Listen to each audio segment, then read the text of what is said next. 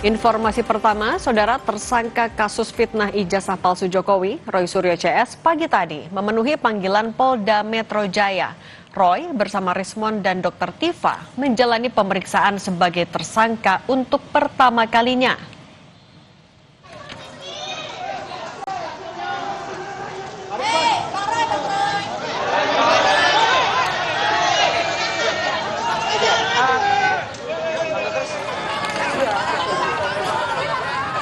Ketiganya yang masuk klaster kedua tersangka ini tiba di Polda Metro Jaya pukul 10 pagi.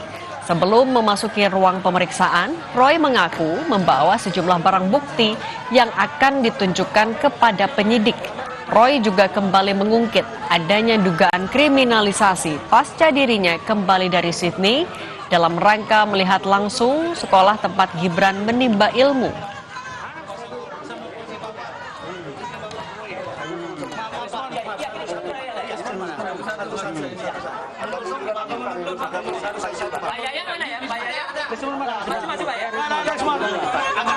Kami tahu bahwa kami akan dikriminalisasi. Dan kenapa kami tahu? Karena apalagi setelah saya, Dr. Rismon dan Dr. Tifa itu udah merencanakan akan menerbitkan buku yang kedua.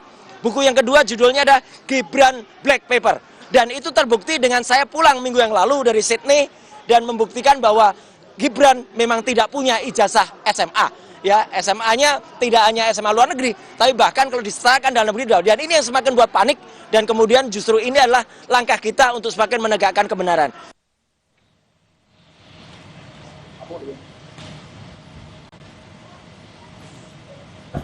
Sementara kemarin saat mendatangi Polda Metro Jaya, Sekjen Peradi Bersatu Ade Darmawan meminta penyidik langsung menahan tersangka Roy Suryo CS saat menjalani pemeriksaan perdana. Selain mendorong soal penahanan, dalam diskusi dengan penyidik, Peradi Bersatu juga meminta penyidik menyita semua alat bukti digital, termasuk buku Jokowi's White Paper yang diduga digunakan dalam penyebaran informasi menyesatkan tentang ijazah Jokowi. Ini dulu Bang. Karena gini, sederhana sebenarnya, siapa sih yang terhasut? Pesan saya sangat sederhana sekali, ya. Bahwa Bang besok kalau diperiksa apakah ditahan atau enggak nih. Terus saya bertanya kepada penyidik, saya boleh bermohon nggak? Boleh Bang. Apa itu permohonannya? Permohonan secara lisannya bisa nggak sih dilakukan penahanan gitu? Ya sah-sah saja Bang kalau untuk permohonan penahanan dan lain-lain sebagainya.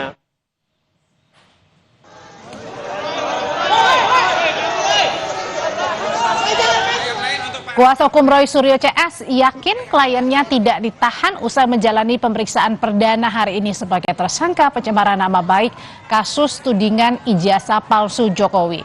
Kozinudin bahkan membandingkan kasus kliennya dengan Sylvester Matutina yang tidak ditahan setelah mendapat vonis hakim.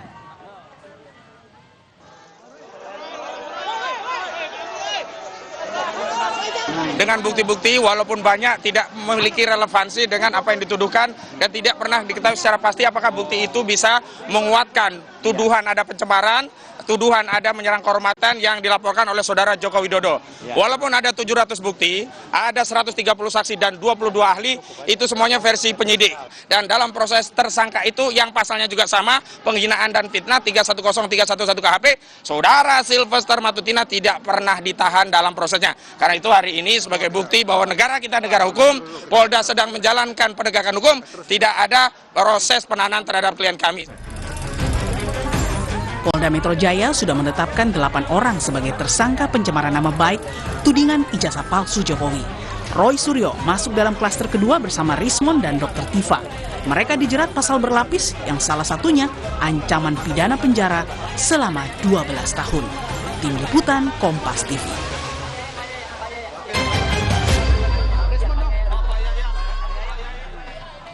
Informasi terkini dari pemeriksaan perdana Roy Suryo CS usai ditetapkan sebagai tersangka pencemaran nama baik kasus tudingan ijazah palsu Jokowi. Kita sapa jurnalis Kompas TV Fedriska Ananda dan juru kamera Ganiar Febrian di Mapolda Metro Jaya. Fedriska, apa informasi terkini dari pemeriksaan Roy Suryo CS di Mapolda Metro Jaya? Ya, Audrey, selamat petang. Pemeriksaan Roy Suryo dan juga kawan-kawan pada hari ini merupakan pemeriksaan perdana sebagai tersangka, di mana sebelumnya Polda Metro Jaya juga sudah menetapkan 8 orang tersangka yang tadi juga sempat disinggung sudah dibagi menjadi 2 klaster sesuai dengan peran masing-masing. Namun untuk klaster pertama ini yakni Roy Suryo, kemudian ada Rismon Sianipa dan juga Dr. Tifa Fauziah yang tadi tiba di Polda Metro Jaya pada pukul 10 waktu Indonesia Barat. Artinya hingga saat ini sudah hampir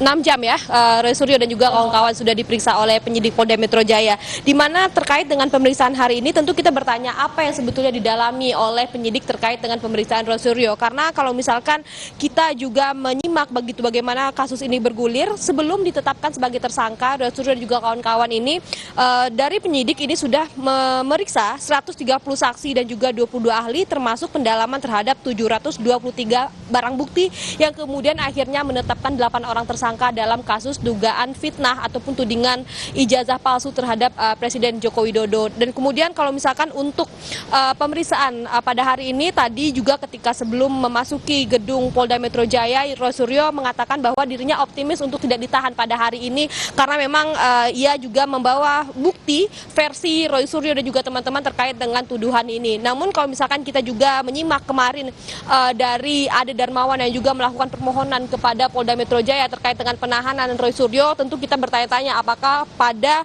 pemeriksaan perdana ini Roy Suryo dan juga kawan-kawan akan ditahan oleh penyidik atau tidak. Tentu kita juga akan melihat bagaimana berjalannya pemeriksaan pada hari ini. Namun yang perlu kita ketahui adalah kalau misalkan berdasarkan pasal 19 ayat 2 KUHP terkait dengan penahanan terhadap seseorang yang berstatus tersangka ini dapat dilakukan penjemputan paksa apabila memang seseorang ini mangkir dari panggilan selama 2 kali. Jadi memang untuk pemeriksaan perdana ini tampaknya Roy Suryo juga kawan-kawan tampaknya kooperatif untuk memenuhi panggilan dari penyidik, dan kemudian bagaimana juga nanti pemeriksaan ini berjalan kita akan menunggu ketika nanti Roy Suryo dan juga kawan-kawan akan memberikan keterangan resmi kepada kami. Terima kasih laporannya Fedriska Ananda, jurnalis Kompas TV. Hingga saat ini Roy Suryo CS yang sudah ditetapkan sebagai tersangka masih diperiksa penyidik Mapolda Metro Jaya.